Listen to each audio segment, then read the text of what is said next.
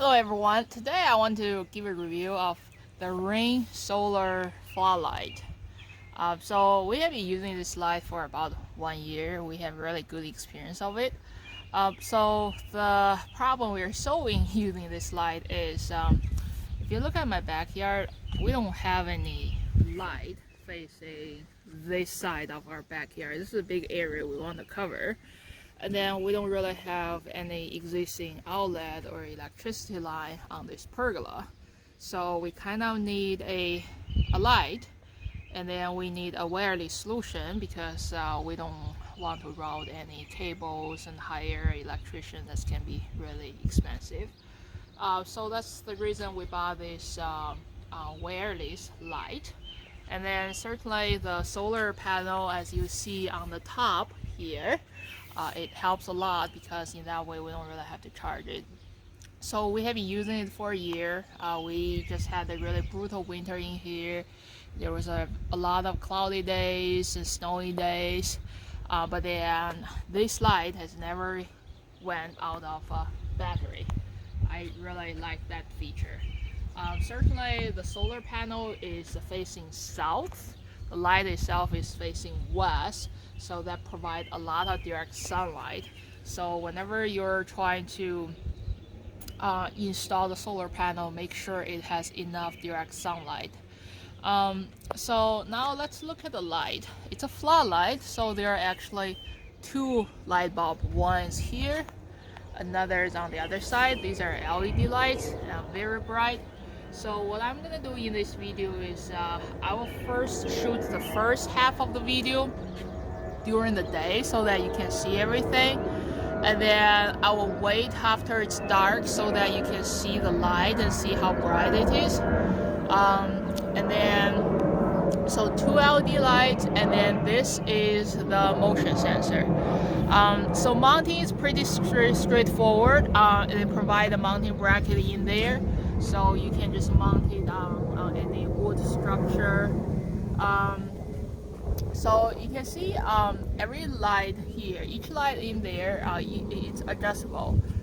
If there's like a socket behind it, you can move it into different directions. As you can see, I have these two lights facing two different directions. One is facing to my house, the other is facing to the side. And then the motion sensor is separate as well. In a separate socket, you can adjust the motion sensor to face any way you want. And then you notice that the solar light plugged into here, and then this is where I install the solar light. So all right, I think that's enough for the light. Now next I want to show the app. Let's go to a darker place. It's kind of a big glare. Maybe we'll go to the shade.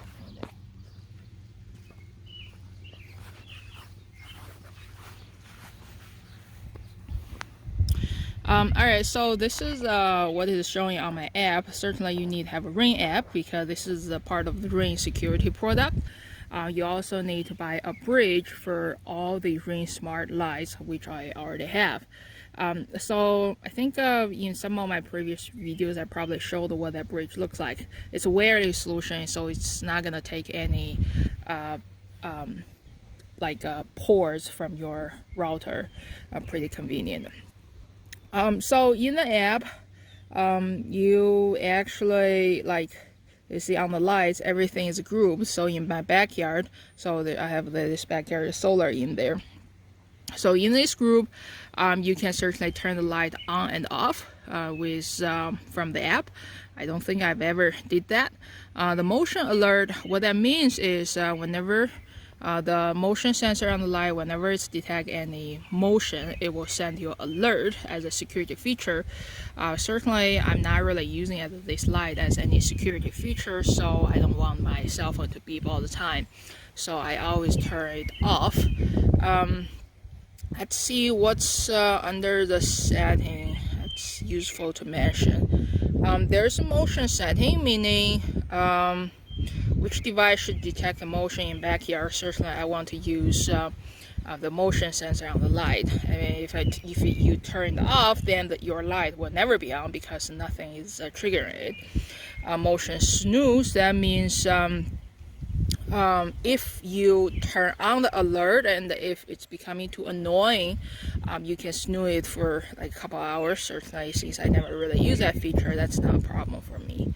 Light setting, there's auto shut off, meaning whenever the light senses any motion, it will turn on, and then how long you want the light to stay on before it turn off. So to save the battery, my light is only on for 1 minute, and for the longest you can have it stay for 5 minutes if you choose to. Light schedule. So I'm not really using this feature in my backyard, but in my previous video I mentioned that in my front yard I have the ring path light. So in that I actually added a schedule to say that I want my path light to be on for the sunset to say 11 o'clock at night. But then since this is just a security light in my backyard, I don't want to use that feature. So there's no schedule for these lights. So let's go down to the device. So note here, there's a motion detection in here, meaning whether you want this motion sensor to detect the motion, whether you want the motion sensor to work or not. You need to keep it off.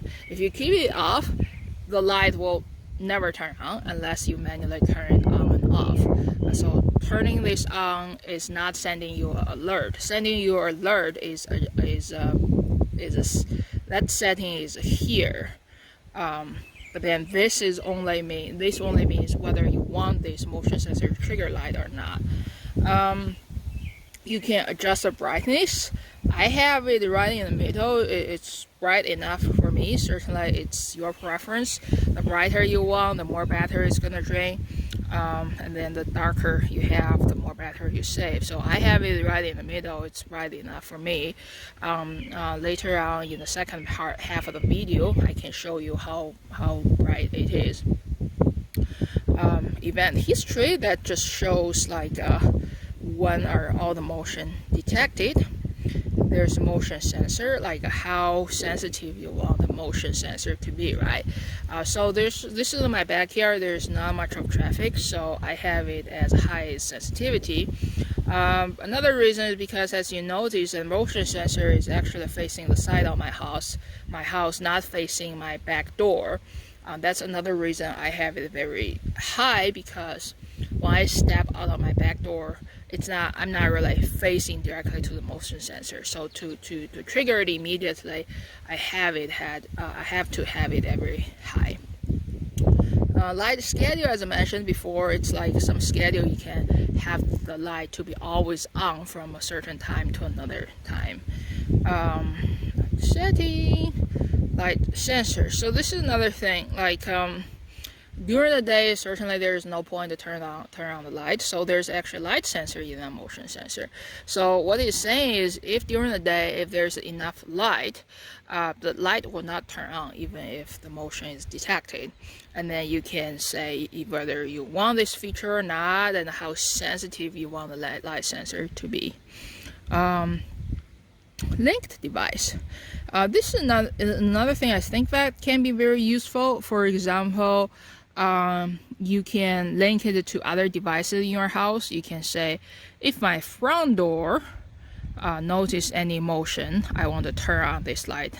Or if my backyard camera notice any motion, I want to turn on this light. So that you can literally have one equipment trigger multiple equipment.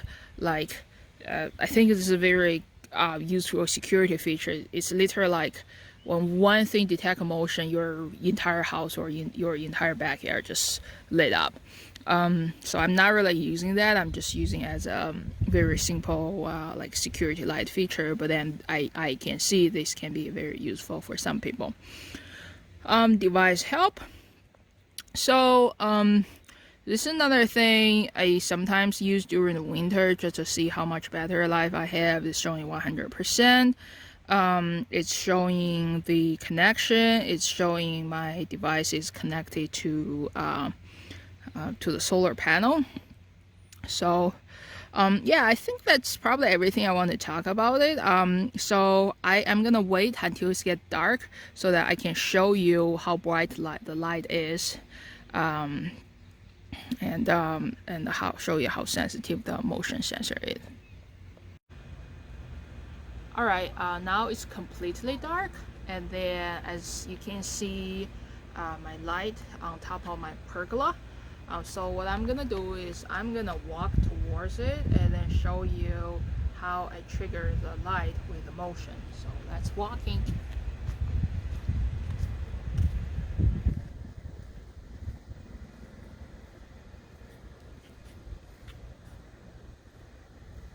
All right, so now at this moment, see the motion is sensed and then the light is triggered. So I'm kind of on the side of the motion sensor. I'm not even in the front of it. As I mentioned, I have the sensitivity of this motion sensor at its highest level. So that's why it's very sensitive. And because this is my backyard, I don't really have much of traffic. And then you can see the light itself is pretty bright actually. It's covering a big area in my backyard. You can see the tree, you can see the shed, you can see all the detail on the grass. The light can probably reach as far as like a 20 to 30 foot, I would say. And then you can even see all the detail on the grass. So I remember during the day I showed you that actually it's on my app. The brightness is only at the middle level, and then that's good enough for me. So the next thing I want to show is I can make it as bright as I can, the highest level. Just want to show how bright it is. Now another thing you mentioned, you notice here is, remember, I set my light to turn off after 1 minute, and we have been standing in there for more than 1 minute. That's why the light just went off. So I'm gonna turn it on just using this feature in there. So just want to see, this is the brightness at the medium level, and then now I'm gonna make it as bright as I can.